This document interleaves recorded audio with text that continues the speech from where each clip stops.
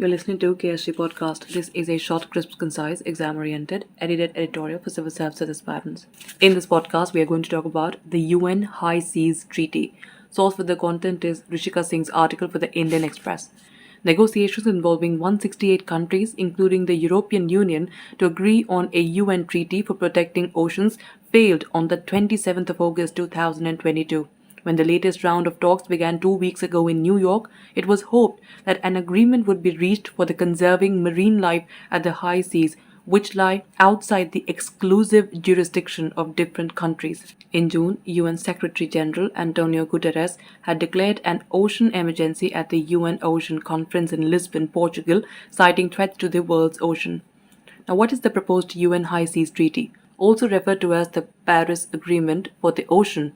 The treaty to deal with biodiversity beyond national jurisdiction has been under discussion for several years.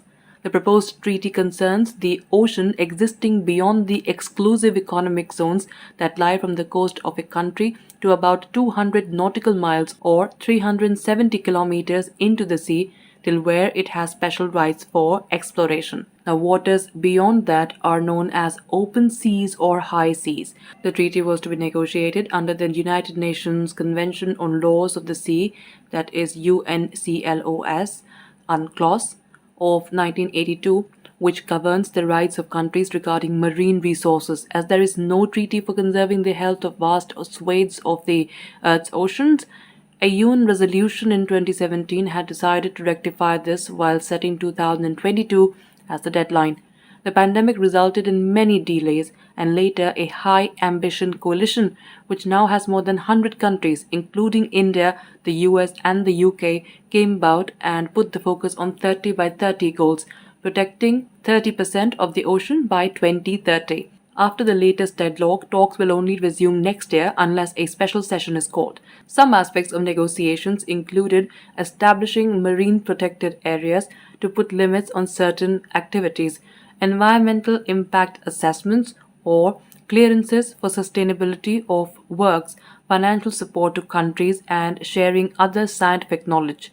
The International Union for Conservation of Nature has said binding agreements are needed for this treaty to be effective. So, how are the world's oceans regulated as of now? Some treaties, along with the UNCLOS or UNCLOS, regulate the conduct of actors on the high seas. The UNCLOS led to the establishment of territorial sea boundaries 22 kilometers offshore, deciding the region up to which countries could claim full sovereign territorial rights, as well as the 200 nautical miles EEZ limit. It also created the International Seabed Authority and other conflict resolution mechanisms. But a treaty dedicated to protecting ocean health does not exist as of now. Conversely, every country has the right to access open seas, resulting in large-scale drilling and trawling operations for catching fish and other animals for commercial purposes. Now, finally, what are the risks of countries failing to reach an agreement? 90% of global warming is occurring in the ocean, according to the NASA website. It says, and I quote, "The effects of ocean warming include sea level rise due to thermal expansion, coral bleaching, accelerated melting of Earth's major ice sheets, intensified hurricanes, and changes in ocean health and biochemistry," unquote. Excessive fishing has increased manifold over the years, and a third of species such as sharks and rays are at the risk of extinction, according to the World Wildlife Fund. Despite acknowledging these threats, members fail to agree on how to deal with these threats. There has been talk of resistance from countries that engage in deep sea mining of minerals or are heavily invested in fishing. As per an AFP report, UN Oceans Ambassador Rena Lee said, and I quote her here, "Although we did make excellent progress, we still do need a little bit more time to progress towards the finish line," unquote. Now, some countries in the Caribbean alleged that richer countries of the global north did not actively participate until the last few days of the talks. That's it for this podcast. Thank you so much for listening. To join KSG India courses and to crack the IELTS exam, visit ksgindia.com. You can also get a PDF of this podcast on ksgindia.com. Thanks for listening.